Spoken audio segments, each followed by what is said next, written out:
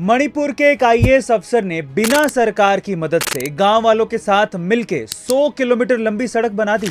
कौन है ये आईएएस अफसर और उसने 100 किलोमीटर लंबी सड़क कैसे बना दी, चलिए जानते हैं। यह है मणिपुर के तमेंगलोंग जिले के आईएएस अधिकारी आर्मस्ट्रांग पामे। जब पामे ने तुसैम और तमेंग लोगों के इलाकों का दौरा किया तो उन्हें पता चला कि गांव से शहर तक जाने के लिए लोगों को 4 से 5 घंटे पैदल चलना पड़ता था। इस समस्या को सुलझाने के लिए पामे ने सरकार को कई बार अर्जी दी, लेकिन उनकी अर्जी को रिजेक्ट कर दिया गया। इसके बाद पामे ने गांव वालों के साथ मिलकर सड़क बनाने की ठान ली, जिसके लिए उन्होंने सोशल मीडिया पर पोस्ट डालकर लोगों से मदद के लिए आह्वान किया। साथ ही उन्होंने खुद के 5 लाख रुपए भी डोनेट किए। धीरे धीरे उनके पास 40 लाख रुपए इकट्ठे हो गए, लेकिन इतना काफी नहीं था। इसलिए ठेकेदारों ने बिना पैसे लिए और गांव वालों ने बिना मजदूरी लिए सड़क बनाने का काम शुरू कर दिया और उन्होंने मिलकर 100 किलोमीटर लंबी सड़क बना दी। गाइस, बहुत सिंपल है, या तो आप सरकार के ही भरोसे बैठे रहो या फिर बदलाव का जिम्मा खुद उठाओ। दुनिया की सबसे ऊंची बिल्डिंग बुर्ज खलीफा का एक ऐसा काला और शर्मनाक सच जो आज भी दुबई के शेखों को शर्मिंदा करता है। क्या है वो सच, चलिए जानते हैं।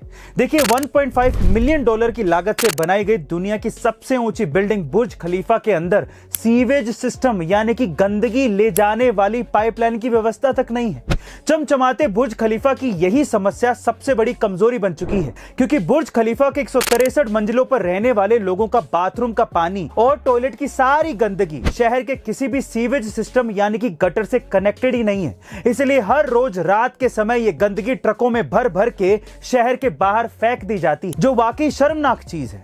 बिल्डिंग के निर्माणकर्ताओं का यह मानना था कि बुर्ज खलीफा से निकली हुई गंदगी ट्रक में भरकर ले जाना सीवेज सिस्टम बनाने से कम खर्चीला होगा और इससे प्रोजेक्ट का खर्चा और बढ़ जाता, इसलिए उन्होंने सीवेज सिस्टम बनाया ही नहीं। लेकिन अब बुर्ज खलीफा की सीवेज सिस्टम बनाने की बात चल रही है, जो साल 2025 तक तैयार हो जाएगी। वैसे गाइस, आपको ये फैक्ट सुनकर कैसा लगा, कमेंट सेक्शन में जरूर लिखिएगा। जापान में कुत्ता अपने प्रोफेसर मालिक को हमेशा स्टेशन पे छोड़ने जाता और जब वो वापस आते तो उन्हें स्टेशन पे लेने भी जाता। ये सिलसिला काफी दिनों तक चलते रहा।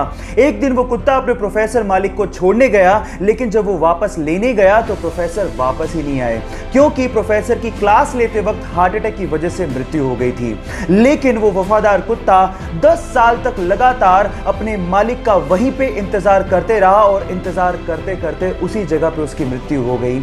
और आज जापान में उसी जगह पर उस कुत्ते का स्मारक भी बनाया गया है। उस कुत्ते का नाम है हचिको।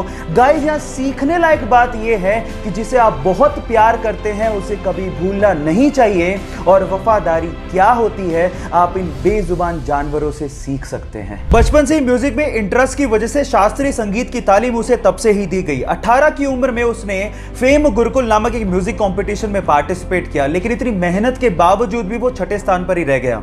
इसके बाद उसे समझ में आया कि म्यूजिक में उसे और डेप्थ की जरूरत है।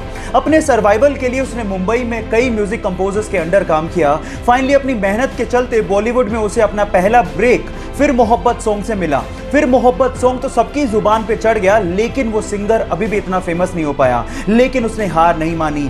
फाइनली आशिकी 2 के तुम ही हो सॉन्ग के बाद वो रातों रात सुपरस्टार बन गया। गाइस, अब आप ये सोचिए कि अगर उस सिंगर ने कंपटीशन हारने के बाद हार मान ली होती तो क्या वो आज अरिजीत सिंह से द अरिजीत सिंह बन पाता? इसीलिए नेवर गिव अप।